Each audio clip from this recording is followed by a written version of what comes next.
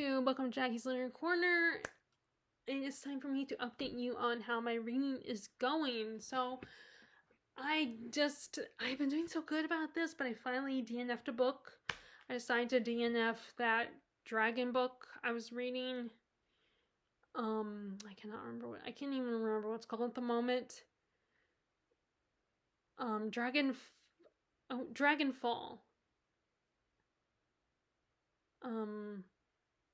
Yeah.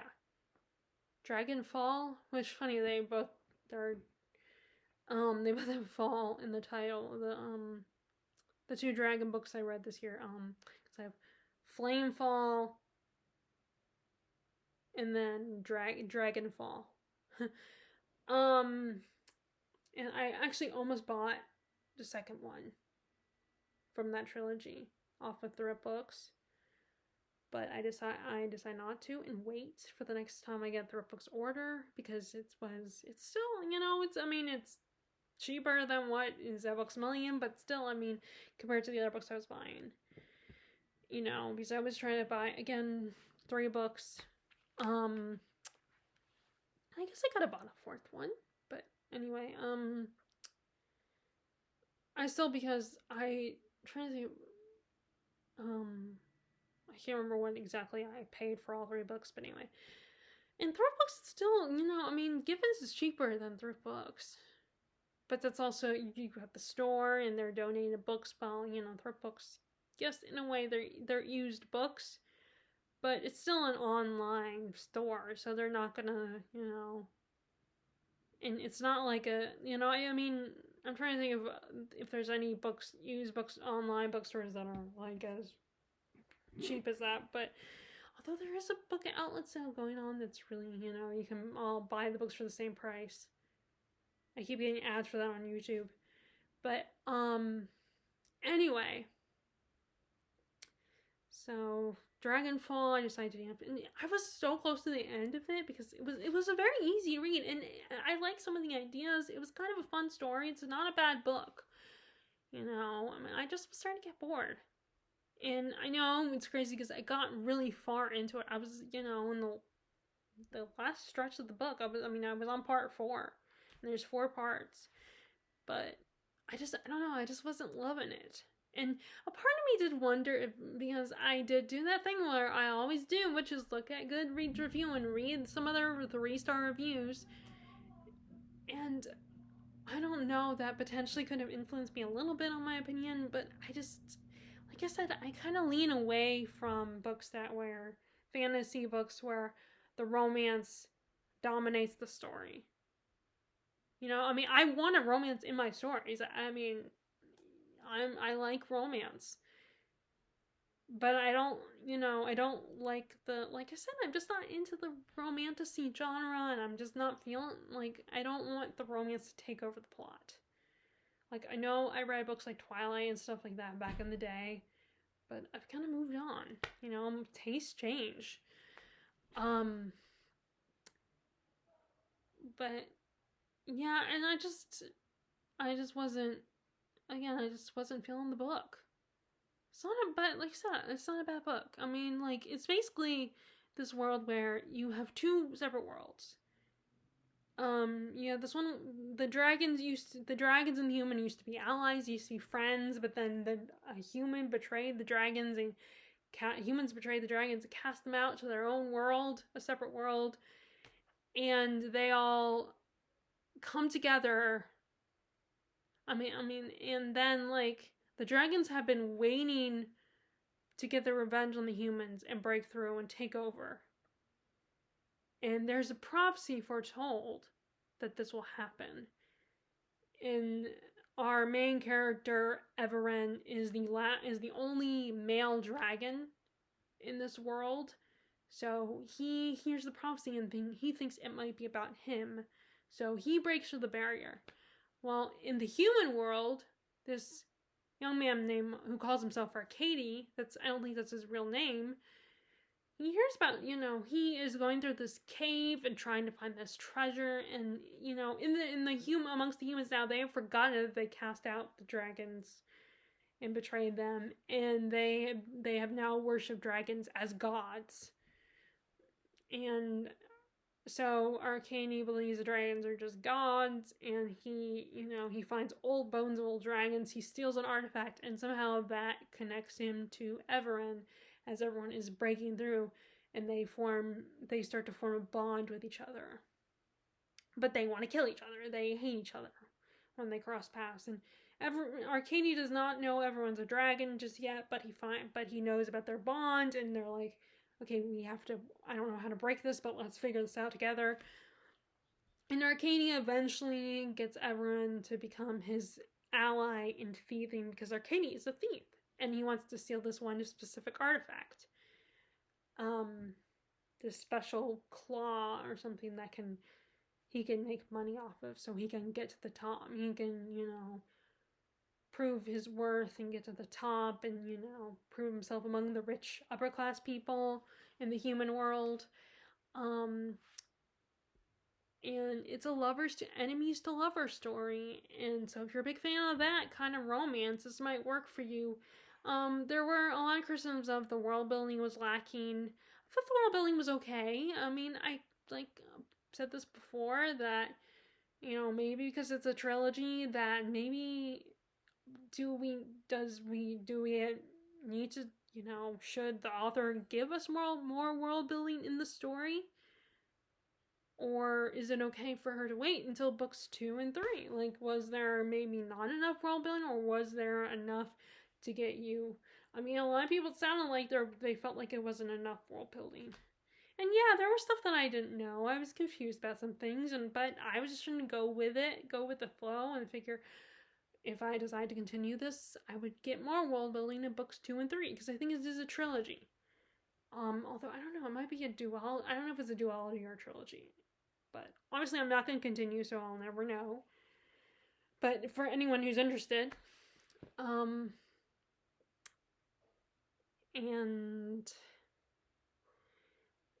there is so with everyone's perspective, we're getting in second person. With Arcady's perspective, it's first person, and then there's another character we meet who works for a group of priests, and they're kind of keep trying to protect the human world from, evil. And her name is Soren, and her perspective is told in third person. Now there's a lot of gender exploration, like in the human world in this story.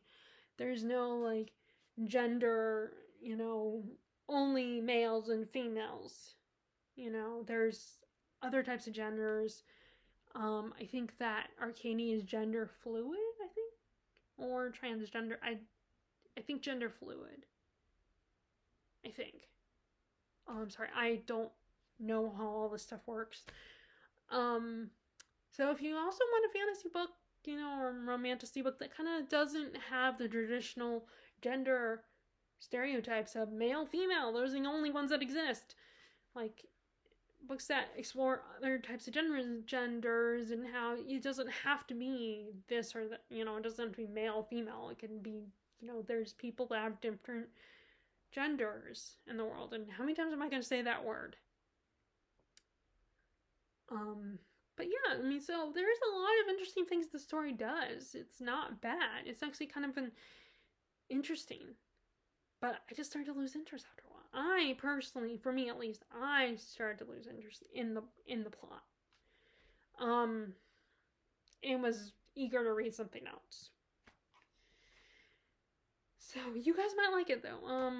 That's the only book I've DNF'd this year. There have been a couple of books that I've been tempted to DNF,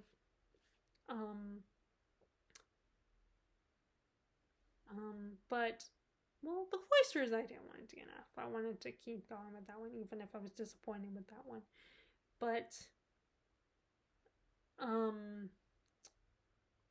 Bell Chamber, I thought about DNFing.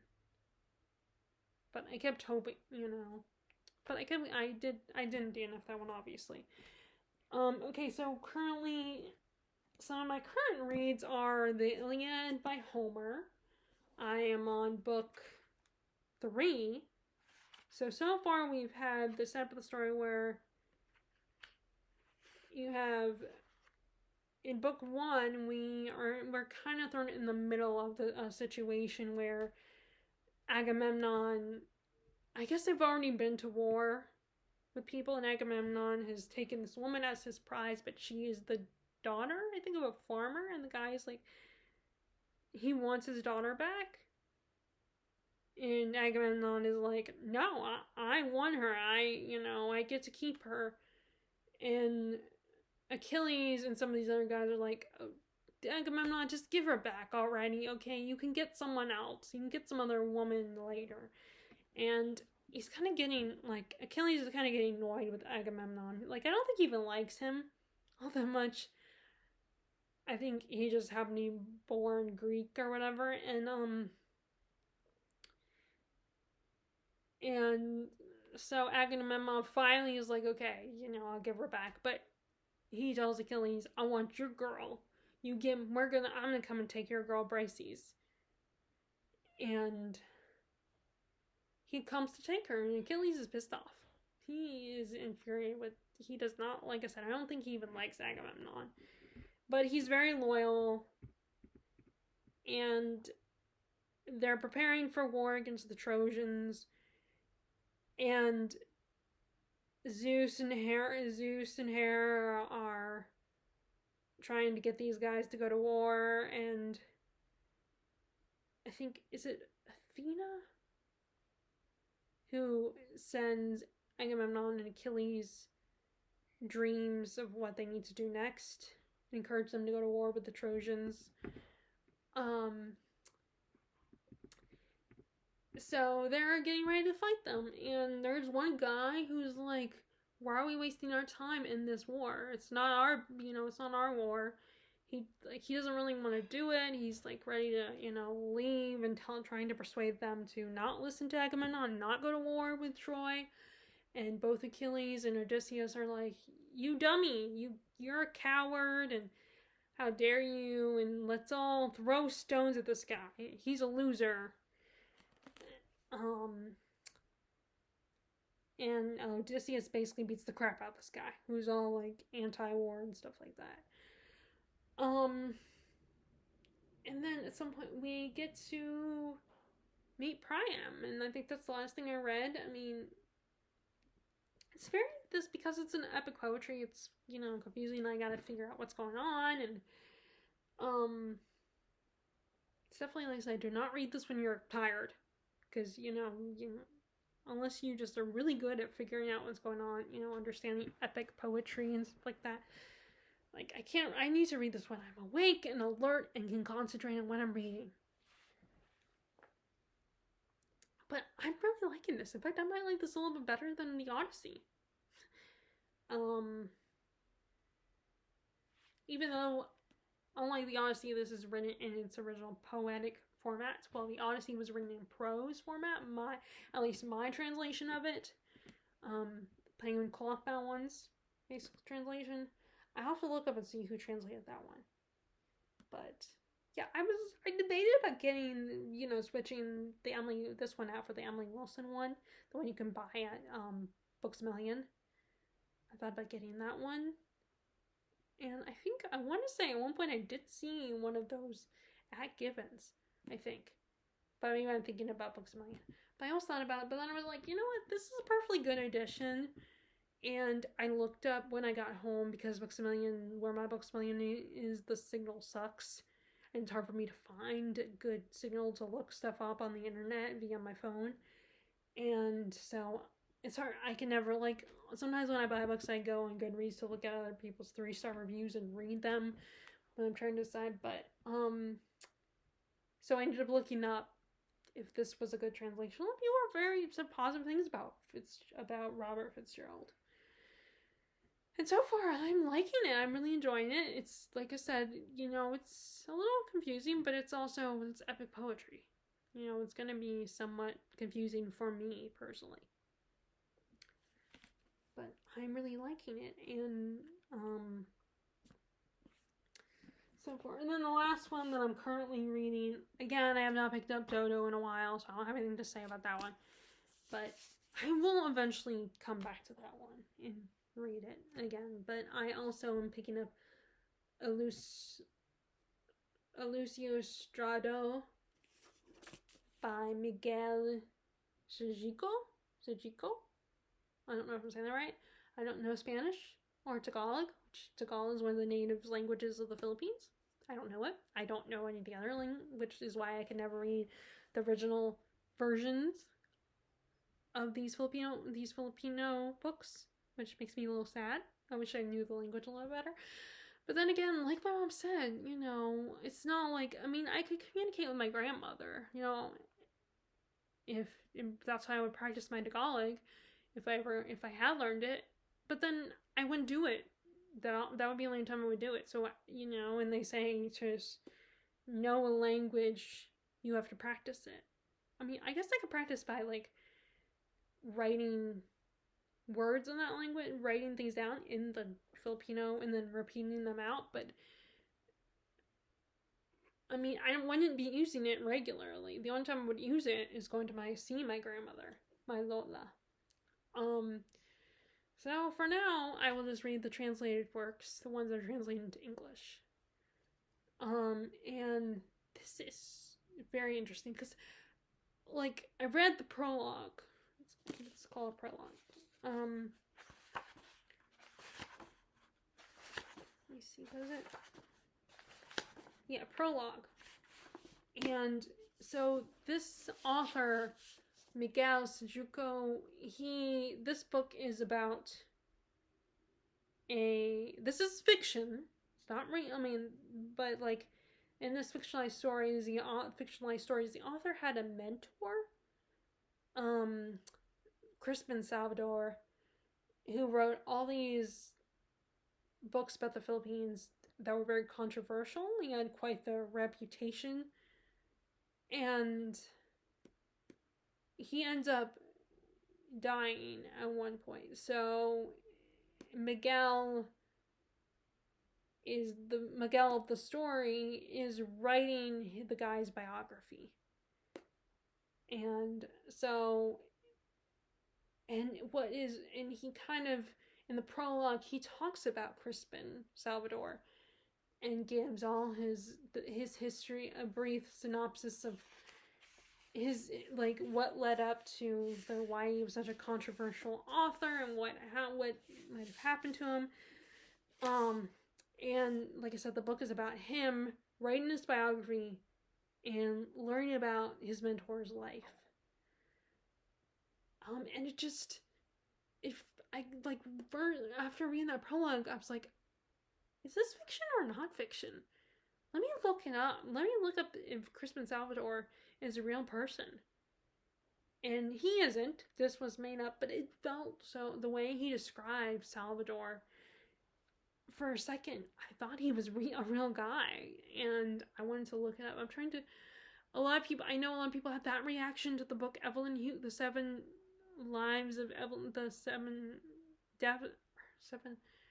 half lives, or 7 husbands of Evelyn Hugo. I was getting it mixed up with the 7 half death of Evelyn Hardcastle. But 7 husbands of Evelyn Hugo. A lot of people felt that way about that one and looked up Evelyn Hugo and had to double check if she was a real person, a real actress or not, and if her movies really existed. I felt that way about this, even though I had just read the prologue. I've only read the first chapter. Like, I just started reading chapter 2. Because this is one of those books where there's not as many chapters, but the chapters, the 10 chapters they're long. They're really long chapters. So as soon as I saw that this book is not the chapters, as soon as I started reading this book and I realized, oh, the chapters are long, then that means there's probably not that many chapters, and they're just super long. Because, the book is only...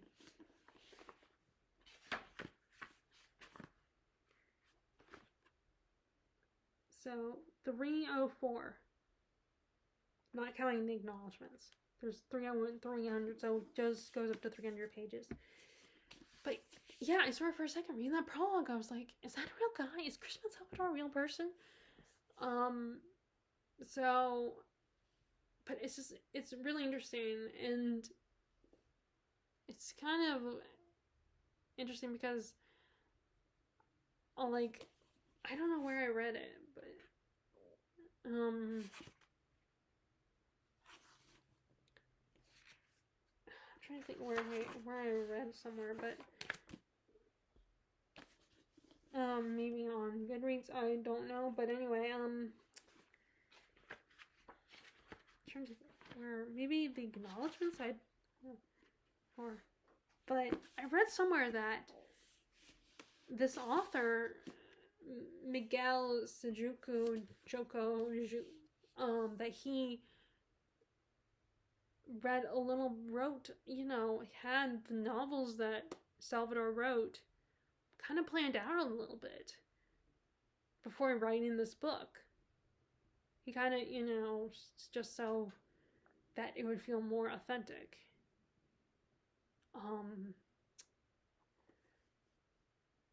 So he wrote some. Excuse me. Sorry about that. So yeah, I think some of his work, some of the authors, the fake author. Oh, I know where I read about it. It was on when I looked it up via Google. There was like an interview or something, and where they're interviewing this Miguel Sajuku, and he did, he said that he did, think about the works that Crispin Salvador would have written, and kind of planning them out in his head, and writing some of it out so that it could be authentic and feel legitimate, even if the guy is not a real person. But yeah, it's just funny that just reading the prologue made me think, I'm gonna look this guy up and see if he's real. If Crispin Salvador is real. But yeah, so far I'm really liking it. It's really cool. It's, it's kind of, you're getting two stories. You're getting Miguel's story and his relationship with his grandparents, how they raised him, and how they wanted him, especially his grandfather wanted him to follow in his footsteps and his dad's footsteps and become a politician, but he wanted to be a writer. And how he kind of left the Philippines to live in America. And then the other story, I think that's Miguel's story, I think. Sometimes I'm a little confused. I'm trying to figure out who is Miguel, what is Miguel's story, and which one is Crispin's story. But no, I think that is Miguel's story, because I think I'm understanding it right. I think that's Miguel's story. And then you get samples from Crispin's books, which it actually sound, they actually, some of the samples actually feel like authentic books. It kind of makes me think of Yellowface a little bit. And I'm trying to think, there's other books that I've read where you had a fake author that, our main character had to, was researching or cross paths, and the stories felt real. Like, the author felt like a real person. You had to double check. I mean, like I said, that's how it was with Evelyn, the seven husbands of Evelyn Hugo. A lot of people, I think there were some people who had to double check and were like, is she a real actress? Are her movies real? Did they really happen? I mean, do they really exist? Can you watch them? But, yeah, I love it when authors do that, because it makes the book feel more genuine and feel really special. If you get so sucked into the story and the author is so detailed with our main, who the author is researching and doing in the story, in the novel, that you forget that they're not real. But anyway,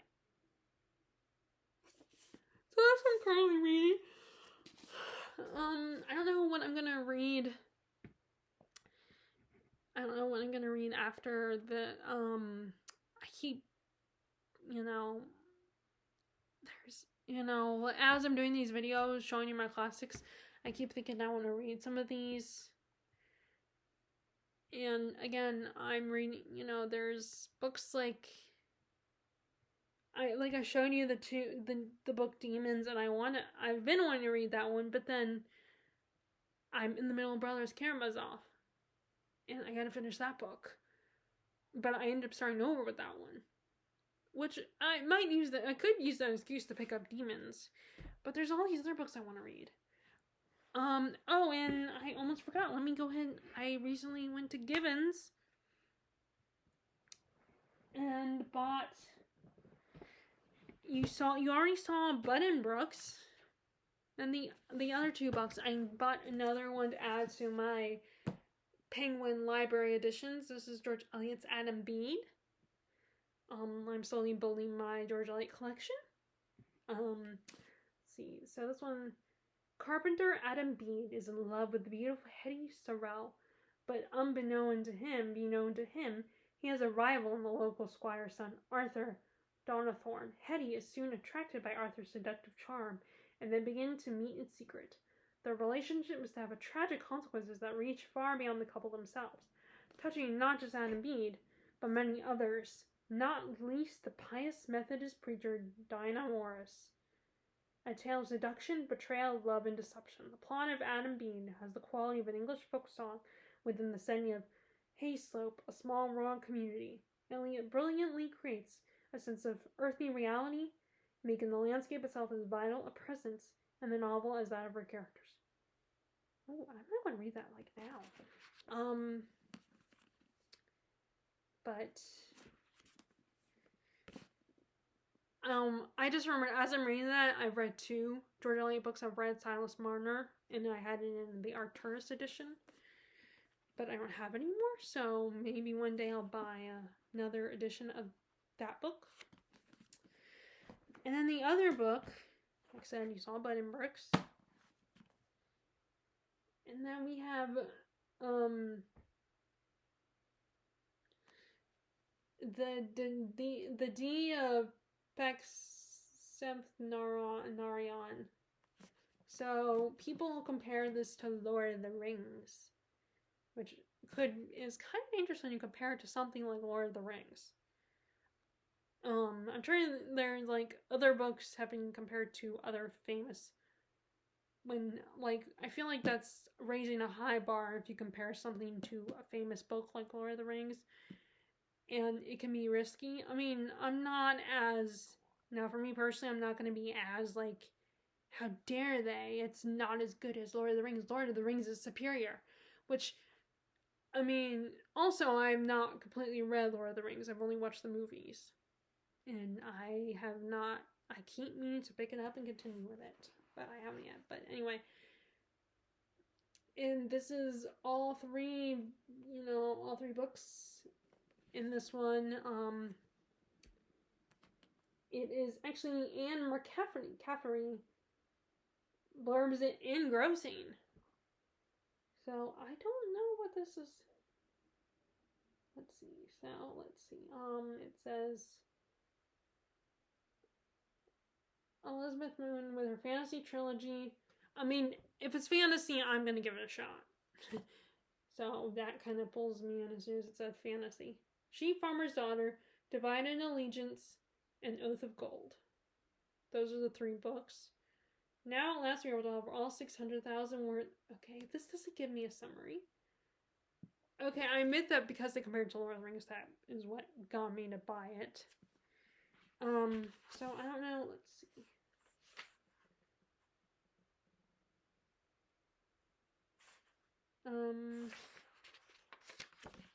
So there's. Okay, so this has no description. I just realized that there's no description. It's fantasy, and it's been compared to Lord of the Rings. So that's the only reason I bought it. And I don't know what it's about. In all honesty, I know that's a risk, but you know, I only paid if I had just bought this book, I only would have spent $4. And the only reason why I spent $12 is because I bought 3 books. So yeah, so you know what? It's, you know, if I got this at Books A Million, that would have been a risk.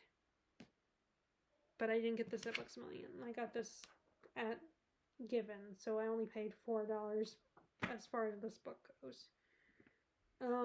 But I mean, again, it says fantasy, so fantasy, I'm gonna give it a shot.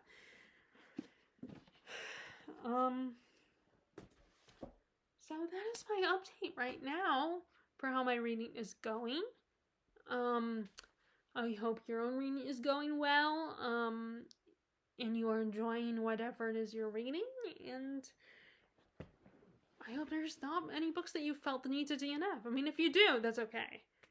But it's all, you know, if you want to DNF a book, it's a sign that you're not liking it. And yeah, it's okay to DNF it. Don't pressure yourself to read something if you're not liking it. But I'm just hoping you're not. I'm just hoping none of you guys are feeling that way, feeling the need to DNF something. Because you're not enjoying it. I want to know that you are enjoying your books. And I will talk to y'all later. All right, bye.